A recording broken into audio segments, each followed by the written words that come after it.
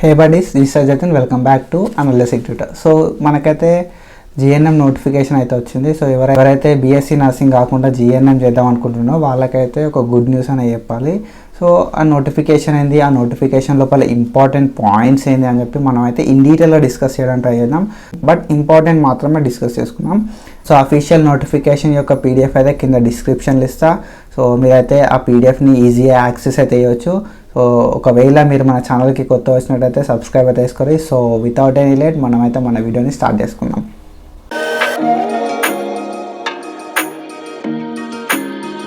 ఇవిగో మనకైతే government of Telangana నుంచి అయితే ఈ జిఎన్ఎం నోటిఫికేషన్ వచ్చింది, డైరెక్టర్ ఆఫ్ మెడికల్ ఎడ్యుకేషన్ నుండి. సో జిఎన్ఎం నోటిఫికేషన్ లో ఇంపార్టెంట్ పాయింట్స్ ఏంటి అని చెప్పి మనం అయితే డిస్కస్ చేసుకోవడానికి అయితే ట్రై చేద్దాం. సో ఇక్కడ మనం చూసుకోవచ్చు, general nursing and midwifery courses for male and female. ఓకేనా. సో జిఎన్ఎం కి మేల్ అండ్ ఫీమేల్ కి బోత్ మేల్ అండ్ ఫీమేల్ కూడా అప్లై చేసుకోవచ్చు. And private and government colleges లోపల అప్లై చేసుకోవచ్చు 2024-25 అని చెప్పి మనకైతే ఇక్కడైతే ఇవ్వడం అయితే జరిగింది. సో దీని అయితే మనకి 28 నవంబర్ రోజు అయితే మనకు రిలీజ్ చేయడం అయితే అయింది.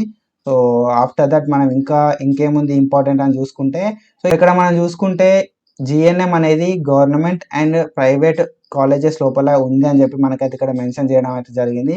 అండ్ ఈ జిఎన్ఎం అనేది 3 years కోర్స్ అని చెప్పి మనకైతే ఇక్కడ మెన్షన్ అయితే చేసారు. అండ్ మనం ఇక్కడ చూసుకున్నట్టయితే ఇంపార్టెంట్ థింగ్స్ ఏంది, ఇంపార్టెంట్గా మనం గుర్తుపెట్టుకోవాల్సింది ఏంది, సో అసలు షెడ్యూల్ ఏంది అని అంటే జిఎన్ఎం. సో ఇక్కడ మనం చూసుకున్నట్టయితే ఆన్లైన్ రిజిస్ట్రేషన్స్ అయితే ఆల్రెడీ స్టార్ట్ అయిపోయినాయి. October 1st నుండి అయితే ఆన్లైన్ రిజిస్ట్రేషన్ స్టార్ట్ అయినాయి. మనకి 17th October వరకు అయితే సో ఈ ఆన్లైన్ రిజిస్ట్రేషన్ చేసుకోవడానికి టైం అయితే ఉంది. అండ్ ఏవైతే ఈ డౌన్లోడ్ అప్లికేషన్స్ ఏవైతే ఉన్నాయో, ఈ డౌన్లోడెడ్ అప్లికేషన్స్ అనేది మనం గవర్నమెంట్ ఇన్స్టిట్యూషన్స్కి అప్లై చేసుకున్న సిచ్యువేషన్లో ఉస్మానియా జనరల్ హాస్పిటల్ అయితే ఈ డౌన్లోడెడ్ అప్లికేషన్ సబ్మిట్ చేయాల్సి ఉంటుంది.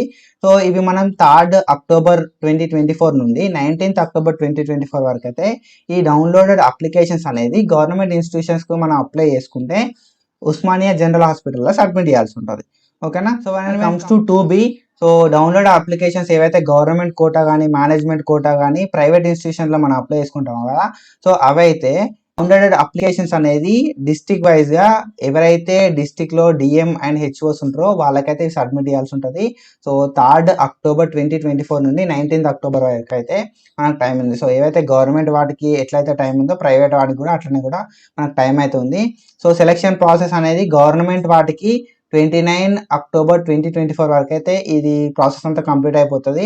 సో ఏదైతే ఉస్మానియా జనరల్ హాస్పిటల్ సూపరింటెండెంట్ అయితే ఈ సెలెక్షన్ ప్రాసెస్ అయితే కంప్లీట్ చేస్తారు.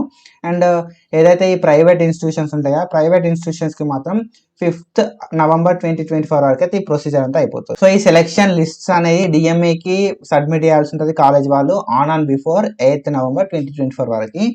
సో మనకి క్లాసెస్ అయితే 2024-25 అకాడమిక్ ఇయర్కి మాత్రం 11th November నుండి అయితే స్టార్ట్ అయ్యే ఛాన్సెస్ అయితే ఉన్నాయి. So this is about our notification. ఎప్పుడైతే ఎడ్యుకేషనల్ క్వాలిఫికేషన్కి అయితే వెళ్దాం. సో ఎడ్యుకేషనల్ క్వాలిఫికేషన్ ఏంది అని చెప్పి మనం అయితే డిస్కస్ చేసుకోవడానికి ట్రై చేద్దాం. సో ఇక్కడ నోటిఫికేషన్ అయితే ఇవ్వడం జరిగింది. నోటిఫికేషన్లో ఏముంది అని చెప్పి మనం అయితే చూద్దాం. సో మేల్ అండ్ ఫీమేల్ క్యాండిడేట్స్కి సో జిఎన్ఎం ఫస్ట్ ఇయర్కి అయితే అడ్మిషన్స్ అవుతున్నాయని చెప్పి మనకి ఇక్కడైతే మెన్షన్ చేసిర్రు. సో ఇది మన నోటిఫికేషన్. సో ఎడ్యుకేషనల్ క్వాలిఫికేషన్కి వచ్చేసరికి మనకు జిఎన్ఎంకి ఎడ్యుకేషనల్ క్వాలిఫికేషన్ ఏంది, ఎలిజిబిలిటీ క్రైటీరియా ఏందని చూద్దాం మనం.